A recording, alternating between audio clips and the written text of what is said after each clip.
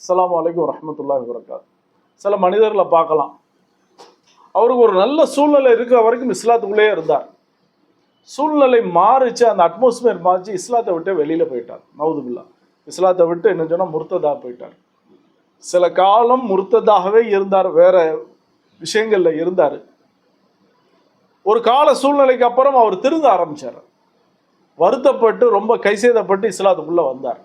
இது எப்படி அப்படின்னு சொன்னால், நபிஸல்லாஹு சொன்னாங்க, ஒருத்தர் ஒட்டகத்தை வளர்க்குறாரு, ஒட்டகத்துக்கு நல்ல இற போட்டார், நல்ல அதை பராமரிச்சுட்டு வந்தார். இருந்தாலும் ஒட்டகம் விரண்டோடி போயிருச்சு.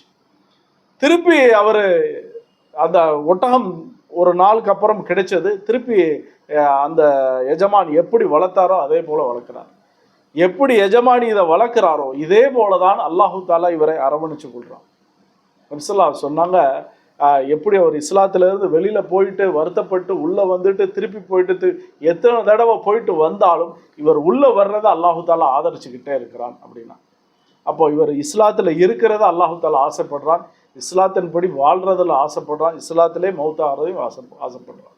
வாஹிர் தவானா அல்ஹம்துலில்லாஹி ரப்பில் ஆலமீன்.